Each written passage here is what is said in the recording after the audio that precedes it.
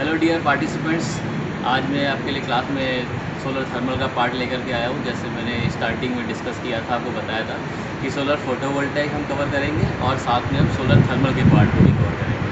हम लोग आज हैं ग्वालियर में। ग्वालियर का टेम्परेचर इस समय 40 डिग्री सेंटीग्रेड से प्लस हो चुका है, 40 डिग्री सेंटीग्रेड से हाई हो चुका है। प्रॉपर थर्मल एनर्जी हमारे पास एटमॉस्फेयर की अवेलेबल है। मैं प्रॉपर आज सनलाइट में बैठ करके धूप में करीब आज के कुछ टाइम करीब 2 बजे हुए हैं, 2-2:30 बजे हुए हैं। मैं प्रॉपर इसमें आपके लिए असेंबली लेकर के आया हूँ, कैसे solar water heater, solar air heater work करते हैं, कैसे सोलर थर्मल एनर्जी को यूज़ किया जा सकता है। तो जैसे कि आप देख रहे हैं, सन प्रॉपर सन अवेलेबल है हमारे पास, और आप यहाँ पर असेंबली के साथ सब कुछ अवेलेबल है हमारे पास, जो जिसको हम सीखेंगे अपने आज के लेक्चर में। तो सोलर थर्मल एनर्जी का मतलब जो भी हमारे पास एटमॉस्फेयर में हीट अवेलेबल है, ये हीट अगर हम आज दोपहर में यहाँ पे मैं खड़ा हूँ, अगर आप घर से बाहर निकलते हैं तो आपको परेशान करती है, लेकिन उस हीट को हम पॉजिटिव वे में भी यूज़ कर सकते हैं। अगर हमें वाटर को हीट करना है, इसके लिए हम वाटर हीटर घर में यूज़ करते हैं, इलेक्ट्रिसिटी को यूज़ करते हैं। तो इलेक्ट्रिसिटी को यूज़ ना करके अगर हम उसकी जगह सनलाइट में जो हीट अवेलेबल है उस पार्ट को अगर हम यूज़ करें और उससे वाटर को हीट करें, या जो भी हमें जहाँ भी हीट की रिक्वायरमेंट है उसको हम हीट करें, तो हम अपने इलेक्ट्रिसिटी के कंजप्शन को रिड्यूस कर सकते हैं, बिल को रिड्यूस कर सकते हैं, और थर्मल की एनर्जी को हीट को अपने यूजफुल पार्ट में ला सकते हैं। तो this is the first part.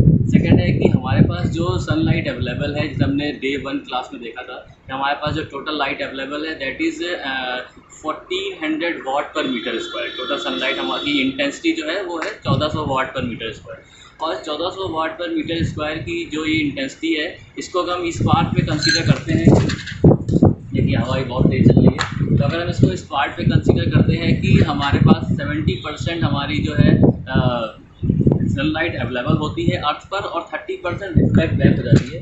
तो considering this part we can say in the ideal conditions only 1000 watt per metre square की इंटेंसिटी हमारे पास अवेलेबल होती है अर्थ के सरफेस पर। यह हमें दूसरी बात को याद रखना है। और ये 1000 वाट पर मीटर स्क्वायर की इंटेंसिटी कांस्टेंट नहीं है, ये 1000 वाट पर मीटर स्क्वायर की इंटेंसिटी वेरी करती है। जैसे रात में नाइट टाइम में ये 0 होगी, अर्ली मॉर्निंग के टाइम पे ये 0 से थोड़ी सी इंक्रीज करना स्टार्ट होगी, उसके बाद इस टाइम पे नून के टाइम पर करीब 1 बजे और 1:30 बजे 2 बजे के आसपास एक पीक पहुंचेगी, जो करीब आप कह सकते हैं 900 के आसपास समर कंडीशन में होगी। उसके बाद फिर से रिड्यूस करेगी और इवनिंग में ये वापस जा करके 0 और फिर से साइकिल इस तरह से कंटिन्यू करेगी। और दूसरी चीज़ ये कि ये ऐसा हमेशा नहीं है, ये डिपेंड, इस इंटेंसिटी जो सन की है वो डिपेंड इस बात पे भी करती है कि हमारा सीज़न क्या है। अगर हम रेनी सीज़न की बात कर रहे हैं तो रेन में ये इंटेंसिटी, जब क्लाउड होगा इंटेंसिटी 0 की ओर अप्रोच करेगी, क्लाउड नहीं होगा, सन आएगा तो फिर इंक्रीज करेगी, तो एक कर्व कुछ इस तरह से बन करके आएगा। और जब हम बात करते हैं अपने विंटर्स की, तो विंटर्स में सबको पता है कि विंटर में जो आपका फॉग होता है, तो फॉग की वजह से इंटेंसिटी काफ़ी कम रहती है। तो considering all these conditions we can say that the maximum intensity on the earth surface can be the 1000 watt per meter square, and minimum it will be the 0, and it will depend on the weather condition. तो इसमें हमें explain करना है flat plate solar collector, जिसका use हम करते हैं solar water heating के पार्ट में। हमारा एग्जांपल है सोलर वाटर हीटर का, अदर पर्पज़ के लिए भी हम यूज़ कर सकते हैं। तो फ्लैट प्लेट सोलर कलेक्टर का सबसे इंपॉर्टेंट पार्ट, जैसा कि नाम में है फ्लैट प्लेट, तो flat plate, this is a flat plate. और फ्लैट प्लेट को अगर जो मटेरियल हमने सेलेक्ट किया है वो मटेरियल यहाँ पे क्या है, कॉपर का बना हुआ मटेरियल। ये मटेरियल कॉपर का ही क्यों लिया गया, पहले उसको समझ लेते हैं। कंडीशन ये है कि हमें एक ऐसा मटेरियल चाहिए इसका हीट एब्जॉर्प्शन अच्छा हो और हीट का ट्रांसफ़र अच्छा हो। हीट एब्जॉर्प्शन और हीट ट्रांसफ़र की बात करते हैं, हीट कंडक्शन की अगर बात करते हैं, तो हीट कंडक्शन के लिए सब हमारे पास बेस्ट मटेरियल, जैसे कि आप सब जानते हैं कि सिल्वर है। अब सिल्वर का अगर हम बना हुआ ये मटेरियल यूज़ करेंगे तो सिल्वर की कॉस्ट बहुत ज़्यादा है, वो इकोनॉमिकल नहीं होगा, कोई उसको परचेज़ नहीं कर पाएगा, खरीद नहीं पाएगा। तो हमने कहा कि सेकंड बेस्ट मटेरियल क्या हो सकता है, तो हमें मिला कॉपर, तो हमने कॉपर के बने हुए मटेरियल को यहाँ पर सेलेक्ट किया। इसके बाद हम स्टील के मटेरियल को भी यूज़ कर सकते हैं, लेकिन वहाँ थोड़ा क्वालिटी में हमें कॉम्प्रोमाइज़ करना पड़ेगा, उतना हमें बेटर परफॉर्मेंस नहीं मिलेगा। तो हमने कॉपर मटेरियल को सिलेक्ट किया, जो इकोनॉमी भी है, इकोनॉमिकल भी है, और एज वेल एज इसका परफॉर्मेंस भी अच्छा है। तो कॉपर का बना हुआ हमने क्या लिया, फ्लैट प्लेट कलेक्टर लिया। अब ये हो गया हमारा flat plate collector. After flat plate collector हमने यहाँ पर कुछ ट्यूब्स ली। ये वो ट्यूब्स हैं जिनकी हेल्प से हम जहाँ पर हमें वाटर को फ्लो करना है। अगर हम वाटर हीटर की बात कर रहे हैं, इसमें एक साइड से वाटर होगा और हीट होकर के वो वाटर दूसरी साइड से वापस चला जाएगा। तो इन ट्यूब्स में वाटर को इस ट्यूब्स की हेल्प से हमें हीटिंग करके आप आगे लेकर के जाना है। यहाँ पर जो मटेरियल मैंने सेलेक्ट किया है ये स्टेनलेस स्टील का, ये स्टील की बनी हुई ट्यूब्स हैं। इसका कारण ये नहीं है कि हमें हमेशा स्टेनलेस स्टील का ही मटेरियल लेना है, इसका कारण सिर्फ ये है कि लॉकडाउन ड्यूरेशन में मैं अरेंजमेंट नहीं कर पाया कॉपर की बनी हुई ट्यूब्स का।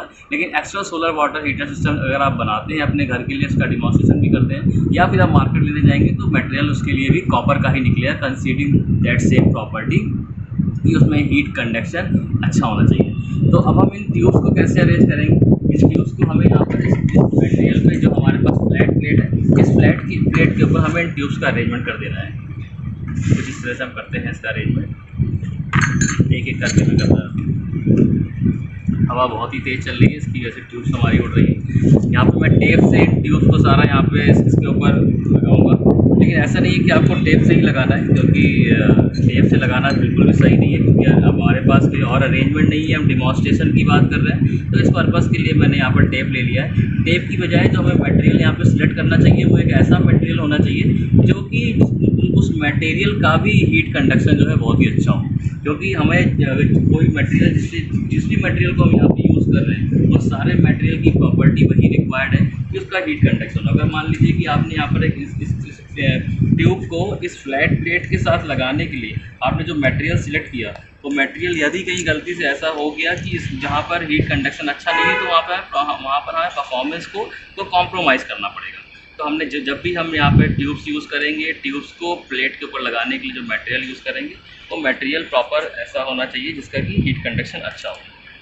इस तरह से मैंने यहाँ पर एक ट्यूब लगाई, थोड़ा सा स्पेस दे करके मैं यहाँ पर दूसरी ट्यूब लगाता हूँ जिस तरह से। This is second tube. बहुत तेज़ हवा चल रही है और धूप भी बहुत है, मुझे काफ़ी धूप लग रही है यहाँ पे, कोई बात नहीं। तो this is second tube and now come to our third tube. ये हमने यहाँ पर थर्ड ट्यूब लिया, कुछ इस तरह से मैंने इसको यहाँ पर। तो हमने ये असेंबली रेडी करी जिसमें ये फ्लैट प्लेट है बैक साइड में और ये जो है ट्यूब्स हैं। ये ट्यूब्स एक्चुअली कॉपर की होनी चाहिए, लेकिन हमने यहाँ पर स्टील मटेरियल की ट्यूब्स को यहाँ पर यूज़ किया है। इनलेट वाटर का इनलेट इस साइड से होगा और वाटर जब इसमें इनलेट होगा इन ट्यूब्स में सब में कोल्ड वाटर होगा, उसके बाद ये हीटेड वाटर में कन्वर्ट होगा और आउटलेट से बाहर चला जाएगा और एक प्रॉपर स्टोरेज टैंक का यूज़ किया जाता है, उस टैंक में वाटर स्टोर कर लिया जाएगा। इसको हम आगे देखेंगे, एक वीडियो के थ्रू हम देखेंगे, एक्चुअल की वर्किंग भी देखेंगे। तो पर्पज़ ये है कि जब भी सनलाइट इसमें फॉल होगी इस मटेरियल पे, इस वाले पार्ट पे, हर जगह, तो हमने इस सारे के सारे मटेरियल पे जब जो ट्यूब्स पे मिल रहा है उन ट्यूब्स में हीट को एब्जॉर्ब करेगा और जो सनलाइट इस पार्ट पे फॉल होगा, सनलाइट जो आएगा उसको वो भी प्रॉपर हीट को कंडक्ट करके इस ट्यूब तक पहुँचाएगा।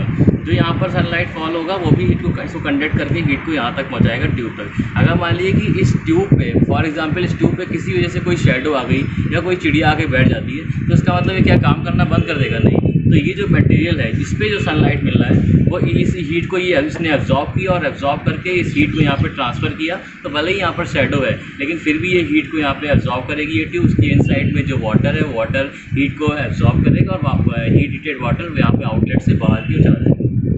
अब एक बात आती है कि हम यहाँ कॉपर के मटेरियल को यूज़ कर रहे हैं बेस्ट थर्मल कंडक्टिंग मटेरियल के लिए, लेकिन हमें ये भी पता है साथ में कि अगर ब्लैक बॉडी हो, ब्लैक कलर को अगर हम यूज़ करें तो उसकी वजह से हमारा हीट एब्जॉर्प्शन और बढ़ जाता है। तो जब आप एक्चुअल सिस्टम देखेंगे तो ये जो ट्यूब्स हैं कॉपर की ट्यूब बेस्ट थर्मल कंडक्टिविटी के लिए ली जाएगी और इस ट्यूब को, इस प्लेट को एज वेल एज इन ट्यूब्स को, इन सबको ब्लैक कलर से पॉलिश कर दिया जाता है जिससे कि यहाँ पर हीट का प्रॉपर एब्जॉर्प्शन। इतना पार्ट आ गया। अब इसमें सेकंड जो पार्ट है, एक दिक्कत वाली पार्ट है, वो ये है कि अब हमें देखना है कि जितनी हीट इसने एब्जॉर्ब करी, अब एब्जॉर्ब करने के बाद वो हीट रिफ्लेक्ट होकर के वापस ना जाए, क्योंकि हमारे पास जितने भी मटेरियल हैं, जितने भी ऐसे मटेरियल जैसे हमने कॉपर की बात करी, तो ये जितने भी मेटल्स हैं इन सब की प्रॉपर्टी होती है कि इनका रिफ्लेक्शन बहुत अच्छा होता है। जो हीट यहाँ पे लाइट आएगी वो रिफ्लेक्ट होकर के वापस जाएगी। इस रिफ्लेक्शन को हमें रोकना है, क्योंकि अगर ये रिफ्लेक्ट होकर के लाइट वापस चली गई तो हीटिंग प्रॉपर नहीं मिलेगी। तो हमें क्या करना होगा, एक ऐसा अरेंजमेंट ढूंढना पड़ेगा जिससे हीट इसमें आए तो लेकिन रिफ्लेक्ट होकर के वापस ना जाए। उसके लिए हम क्या करते हैं, उसके लिए हम यहाँ पर ऊपर क्या यूज़ करेंगे, हम यहाँ पर एक ग्लास का बना हुआ मटेरियल यूज़ करेंगे, ग्लास की प्लेट यूज़ करेंगे। यहाँ पे हम ग्लास की बजाय हम प्लास्टिक की शीट भी यूज़ कर सकते हैं। यहाँ पे मैं आपको प्लास्टिक की शीट लेकर के आया हूँ, इस प्लास्टिक शीट को यहाँ पर लगा दिया जाएगा। ये अरेंजमेंट कुछ इस तरह से बन करके आएगा और और एक्चुअली यहाँ पे हमें प्लास्टिक शीट नहीं लगानी चाहिए, लेकिन हमें यहाँ पे ग्लास शीट लगानी चाहिए। उससे क्या होगा, एक फ़ायदा होता है ग्लास मटेरियल का कि जितनी भी सनलाइट आती है इसमें, उस सनलाइट का इंफ्रारेड पार्ट जो है वो एमिट नहीं होने देता है, बाहर नहीं जाने देता है। अगर हम इसको सिंपल टर्म्स में बोलें कि जो सनलाइट इसके ऊपर फॉल होगी, उस सनलाइट को ये एब्जॉर्ब करके ये जो ग्लास की बनी हुई प्लेट या प्लास्टिक की जो शीट लगी हुई है, वो इसको इनसाइड तो पहुँचा देगा, लेकिन इनसाइड जो हीट है, जो हीट एब्जॉर्ब हो गई, उसको रिफ्लेक्ट होकर के ये बाहर नहीं जाने देता। ये इस मटेरियल की प्रॉपर्टी है। तो इसकी वजह से हमें सारी की सारी हीट को हमने इस यहाँ बीच वाले पार्ट में स्टक कर लिया, हीट को हमने अंदर आने दिया, अंदर आने के बाद बाहर नहीं जाने दिया। Heat is stuck in this part near to this tubes where the heating is actually required. और यहाँ पर हमने इस पार्ट को देखा, लेकिन अब आप एक चीज़ देखिए, बैक साइड जो मटेरियल है, बैक साइड जो उसका जो पार्ट है, क्योंकि ये अगर आपके पास कॉपर एक बेस्ट कंडक्टिंग मटेरियल है, तो हीट को एब्जॉर्ब करेगा, कंडक्ट करके बैक साइड से वो रिलीज भी करना स्टार्ट करेगा।